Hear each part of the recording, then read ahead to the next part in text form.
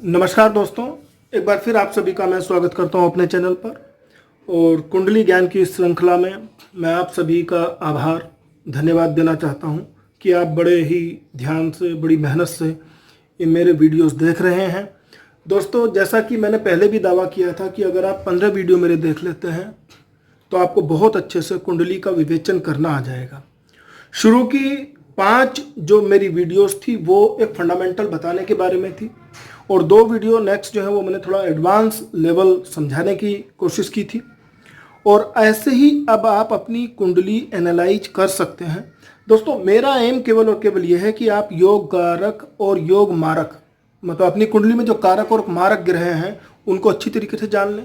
आपको कौन सा रत्न पहनना चाहिए, कौन सा नहीं पहनना चाहिए, किस ग्रह की पूजा करनी चाहिए, किसका दान करना चाहिए, ये आपको अच्छे से पता चल जाए। ये तभी पता चल पाएगा जब आप इसको एनालिसिस ठीक से कर लेंगे, तभी आप किसी जानकार पंडित के पास जाकर के और कुछ जो डीप स्टडी है उसकी करा सकते हैं। दूसरा, मैं दोस्तों यहाँ भी एक बात को बताना चाहूँगा। बहुत लोग मेरे से क्वेश्चन कर रहे हैं कि क्या कुंडली विवेचन जब हम करते हैं तो 100% कुंडली पर ही भरोसा करें? नहीं दोस्तों, ध्यान दीजिएगा, 75% कुंडली जो लगन कुंडली है वो आपका भाग्य का निर्माण करती है, लेकिन 20 से 25% आपकी पूरी की पूरी मेहनत है। अगर आप उस मेहनत को नहीं करते हैं तो वो 75-80% आपका भाग्य और जो लगन कुंडली में भी चीज़ें हैं वो आपके हाथ से निकल जाएंगी। इसलिए मेरा केवल मानना यह है कि आप जानकार पंडित से उसकी सलाह जरूर लें, और जिस समय जिस ग्रह की शांति करनी है या उसका रत्न पहनना है या उसकी पूजा करानी है उसको जरूर कराएं, तभी आपको अच्छे फल मिलेंगे। मेहनत तो करनी ही होगी, मेहनत बहुत जरूरी है। कर्म ही भाग्य को बनाता है, ये ध्यान रख लीजिए। कुंडली बहुत हेल्पफुल है, अगर कुंडली होती है तो आदमी बहुत सारी गलत चीज़ों से बच जाता है।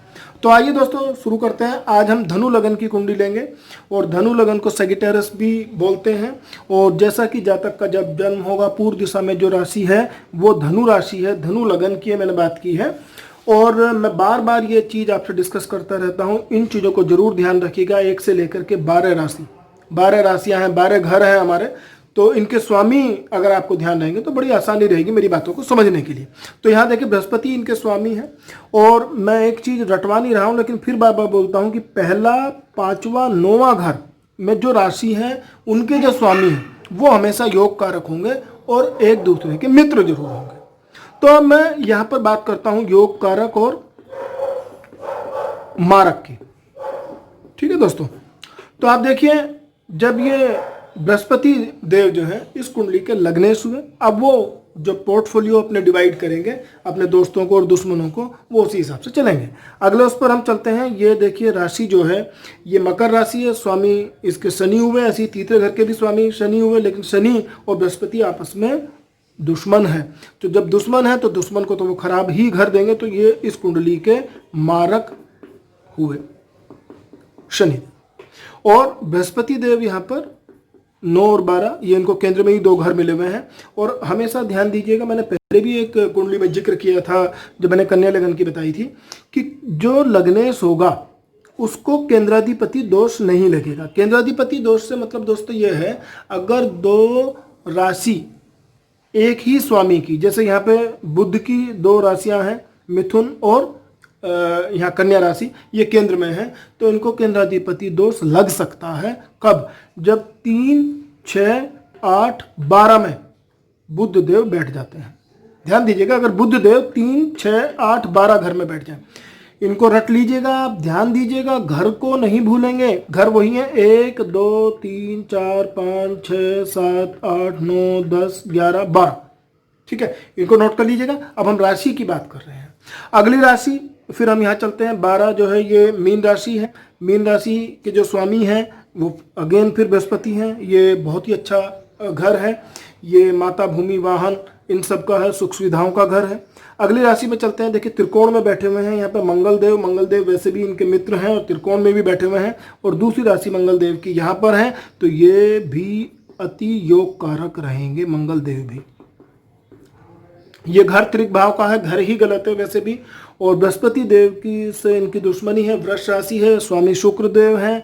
ये देव गुरु हैं, ये दानव गुरु हैं, दो घर मिले हुए हैं, एक ये और एक ये भी जो है थोड़े छोटे मोटे बीमारियों का घर है, हालांकि लाभ का भी घर है। ये रोग ऋण शत्रु का घर ही है, तो अच्छा घर नहीं मिला है। तो शुक्र देव इस कुंडली में अति मारक का काम करेंगे, ये इनको घर मिला है। फिर यहाँ मैंने बुध देव के लिए बता ही दिया है, 2 राशियां मिली हैं, तो बुध देव जो है इस कुंडली के योग कारक रहेंगे। बस ध्यान दीजिएगा, ये स्टार मैं इसीलिए लगा रहा हूं, अगर यहाँ यहाँ यहाँ और यहाँ 3, 6, 8, 12 में बुध देवता बैठ जाते हैं, प्लेसमेंट ध्यान दीजिएगा, प्लेसमेंट अगर उनकी हो जाती है तो वो फिर केंद्राधिपति दोष की वजह से अति मारक हो जाएंगे। फिर आइए दोस्तों, त्रिकोण में सूर्य देवता को स्थान दिया है बृहस्पति देव ने, इनका सम्मान करते हुए। और आप ये देखिए कि यहाँ पर इस कुंडली के अति कारक ग्रहों में जो है सूर्य देवता रहेंगे, और ये सूर्य को त्रिकोण में जगह मिली है। सूर्य देवता जो है, अब प्लेसमेंट अगर इनकी गड़बड़ नहीं होती है तो सब कुछ अच्छा ही रहेगा। अब हम थोड़ा सा आगे चलते हैं। अगला जो घर है ये हो चुका है, ये सारे हमने ग्रहों के अलॉटमेंट कर दिया। प्लेसमेंट की बात करता हूँ, बार बार फिर हम लग्नेश की ही बात करते हैं, क्योंकि कारक भी मारक हो सकता है। दोस्तों मैं बार बार इन चीज़ों को आपको इसलिए समझाने की कोशिश करता हूँ कि कुछ जगह कुछ पंडित लोग केवल लग्नेश को मान करके ही और उठा करके बोलते हैं कि पुखराज पहन लीजिए, यह नंबर 1 देख करके बोलते हैं कि आप जो है मूंगा पहन लीजिए, या 5 को देख करके बोलते हैं कि माणिक पहन लीजिए, लेकिन प्लेसमेंट तो देख लीजिए। दोस्तों ये हमें अच्छी तरीके से समझनी पड़ेगी। तो सबसे पहले मैं बात बृहस्पति देवता की करता हूं। अगर बृहस्पति देवता को मैं थोड़ी देर के लिए यहां अलॉट कर देता हूं, ये तो नीच के हो गए जी मकर में। जैसे ही नीच के हो जाएंगे तो देखिए माता, वाहन, प्रॉपर्टी, ये सब सुख नहीं मिल पाएंगे। और दूसरी चीज, इनकी वाणी पे भी कंट्रोल नहीं रहेगा, वाणी की वजह से प्रॉब्लम होगी, कुटुंब के साथ निभा नहीं होगा, खुद बीमार रहेंगे, खुद को प्रॉब्लम होगी, ऑब्स्टेकल आएंगे, माता जी की हेल्थ की प्रॉब्लम रहेगी। तो ये चीज़ देखिए। दूसरी चीज़, अगर मैं 6, 8, 12 में भी बृहस्पति देव को रख दूँ तो वहाँ भी ये मारक ही रहेंगे, अच्छे फल नहीं देंगे, बुरे रिजल्ट ही देंगे। तो देखिए योग कारक थे, लेकिन प्रॉब्लम आ गई। अगर बृहस्पति को मैं यहाँ रख दूंगा तो यहाँ उच्च के हो जाएंगे, उच्च के होने के बावजूद भी क्योंकि त्रिक भाव में बैठे हैं तो सही फल नहीं देंगे, इनको ऑब्स्टेकल और ये सब चीज़ें रहेंगी ही रहेंगी। दूसरा, उच्च के होने के बावजूद भी ये बहुत अच्छा आदमी को रिजल्ट नहीं दे पाएंगे। चलिए अगली राशि पर हम चलते हैं, त्रिकोण की ही। जैसे मैं बात करता हूँ यहाँ मंगल देवता की। मंगल देवता का अगर मैं प्लेसमेंट थोड़ी देर के लिए यहाँ पर कर देता हूँ 4th राशि में, यहाँ पर मंगल देवता, तो मंगल देवता को यहाँ रखते ही आदमी को पेट की प्रॉब्लम रहेगी, औलाद से प्रॉब्लम रहेगी, अचानक गेन में दिक्कत आएगी, ऑब्स्टेकल आएंगे। दूसरी चीज़ जो है कि खर्च बढ़ जाएगा, और मंगल इस जगह बैठ करके उनकी पूरी तरीके से बैंड बजा देगा। और आप ये देखिए कि ऐसी स्थिति में उनको पुत्र प्राप्ति के लिए भी अच्छा ये चीज़ नहीं है, ऑब्स्टेकल यहाँ पर रहेंगी ही रहेंगी। अगर मंगल की राशि यहाँ उच्च राशि में यहाँ मंगल को बैठा दें तो आप ये देखिए कि बिल्कुल उस बंदे की जो है पूरी किस्मत पलट करके रख देगा ये, अगर मंगल देवता को हम यहाँ बैठा दें। लव रोमांस के लिए बहुत अच्छा रहेगा। दूसरा, पुत्र प्राप्ति का योग यहाँ से बनने के चांसेस रहेंगे। और कमाल की चीज़ यह है कि विदेश में सेटल होने का भी योग बन सकता है। तो यही प्लेसमेंट की बात हम कर रहे हैं। अगली हम बात करते हैं सूर्य देवता की। सूर्य देवता दोस्तों केवल 6, 8, 12 को छोड़ करके इस कुंडली में कहीं भी बैठ जाएं तो सूर्य देवता अति कारक रहेंगे। अगर ध्यान देना होगा, यहाँ अगर बैठते हैं, देखिए मैंने क्या बात कहा, 6, 8, 12, और यहाँ अगर सूर्य देवता बैठ जाते हैं तो यहाँ नीच के हो जाएंगे, और नीच के होने के बाद में छोटे मोटे रोग बने ही रहेंगे सीधे। फिर ये जो है इसकी 7वीं दृष्टि यहाँ पर पड़ती है लव रोमांस वाले घर पर, बच्चों पर, औलाद की तरफ से प्रॉब्लम रहेगी, और दूसरा पेट संबंधी रोग जरूर रहेंगे। ये दिक्कतें रहेंगी अगर सूर्य देवता यहाँ नीच के बैठ जाते हैं। और अगर उच्च के होकर के सूर्य देवता यहाँ बैठ जाते हैं तो ये समझ लीजिए कि ये सब कुछ औलाद वगैरह से कोई दिक्कत नहीं होगी, सब चीज़ें अच्छी चलेंगी। और सब आप ये देख लीजिएगा कि हर तरीके के सुख सुविधाएँ उस इंसान के पास होनी है। अब एक ग्रह हम थोड़ा सा दोस्तों ले लेते हैं, शुक्र देवता को ही ले लेते हैं यहाँ पर। शुक्र देवता केवल 6, 8, 12 के अलावा सब जगह खराब ही रिजल्ट देंगे, क्योंकि यहाँ विपरीत राजयोग की अगर स्थिति बनती है, अगर शुक्र देवता चलिए यहाँ बैठ जाते हैं तो गवर्नमेंट जॉब अच्छी रहेगी। और सबसे बड़ी बात यह है कि उस आदमी को जो है धन धान्य से भी अच्छी मतलब प्रॉपर्टी वगैरह भी अच्छी मिलेगी उसको, अगर शुक्र देवता यहाँ बैठे हुए हैं। शुक्र देवता अपनी 12वीं राशि में यहाँ उच्च के होकर के भी बैठ जाएं, क्योंकि शुक्र देवता इस कुंडली के अति मारक ग्रहों में से हैं। तो आप ये देखेंगे कि यहाँ पर इसके बावजूद भी माता जी से प्रॉब्लम रहेगी, माता को रोग जरूर रहेगा, भूमि बंगला ये सब लेने में देरी रहेगी। ठीक है, तो केवल 6, 8, 12 के अलावा शुक्र देवता यहाँ कहीं भी जो है अच्छे रिजल्ट नहीं देंगे। 6, 8, 12 में भी तभी अच्छे रिजल्ट देंगे जब लग्नेश बली होगा। तो दोस्तों इन चीज़ों को अच्छी तरीके से आप समझ लीजिए। जिसकी भी कुंडली इस लगन की है, सेगिटेरस या धनु लगन जिसको हम बोलते हैं, तो अपनी कुंडली में इन चीज़ों को देख सकता है।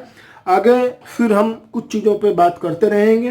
अगर मैं थोड़ा सा चलिए चलते चलते शनिदेव का ही बता दूं। अगर शनिदेव फर्स्ट राशि में ही यहाँ बैठ जाते हैं तो आप ये देखिए वो नीच के हो जाएंगे, और नीच के होकर के औलाद संबंधी प्रॉब्लम रहेगी।